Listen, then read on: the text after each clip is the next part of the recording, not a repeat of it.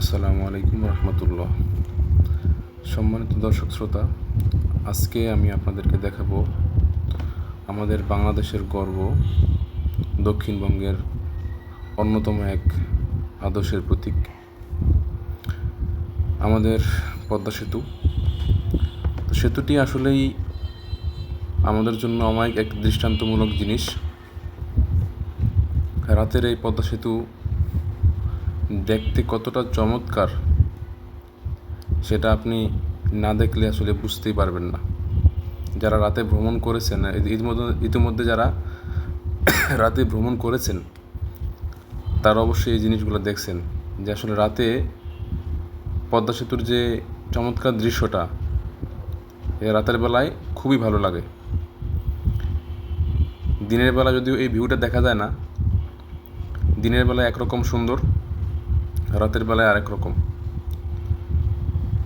আসলে এর মাঝখানে যদি আবার দু একটা গাড়ি যায় তা সেটার কথা তো আরও অতুলনীয়। এক কথায় অমায়িক সুন্দর এক দৃশ্য। তা আমি এই ভিডিওটা করেছিলাম ডিস্ট্রিক্ট বাস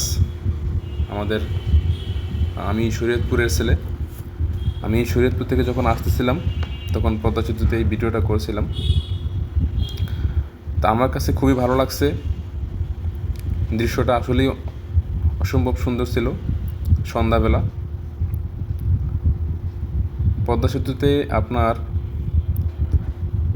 এক পাশ থেকে আরেক পাশে যেতে, এক প্রান্ত থেকে অন্য প্রান্তে যেতে যদি গাড়িতে 100 টান থাকে,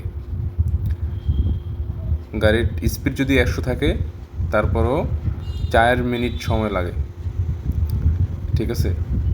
তো এই অভিজ্ঞতাটা আসলে সবার হয় না, কারণ যারা বাইক নিয়ে আসা যাওয়া করে তাদের কাছে অন্যরকম, যারা কার নিয়ে আসা যাওয়া করে তাদের কাছে অন্যরকম, আর যারা লোকাল বাস, আমার মতো যারা আছেন লোকাল বাসে যারা যাতায়াত করেন তাদের অভিজ্ঞতাটা অন্যরকম। আসলে আমাদের প্রকৃতির চারিদিকে আসলে অনেক কিছুই আছে দেখার মতো, হয়তো আমরা সময় পাই না, দেখতে পারি না। একটা কথা আছে না যে আমরা যখন আমাদের টাকা না থাকে, যখন আমরা ছোট থাকি, ছাত্র বয়সে আমরা টাকার অভাবে আমরা ঘুরতে যেতে পারি না, সেমভাবে যখন আমরা কর্মজীবনে পদার্পণ করি তখন হচ্ছে আমরা আমাদের টাকার অভাব হয় না আলহামদুলিল্লাহ, কিন্তু সময় পাই না, সময়ের জন্য আমরা ঘুরতে যেতে পারি না। তো এই ঘোরাটা আসলে মানুষের একটা শান্তির বিষয়, বিনোদনের বিষয়, এটা মানুষের মৌলিক চাহিদার একটি। তো মাঝে মধ্যে সময় পেলে ঘুরবেন, পদ্মা সেতুতে আসবেন। সেতুর ভিউটা কিন্তু অসম্ভব সুন্দর, দেখুন কতটা সুন্দর।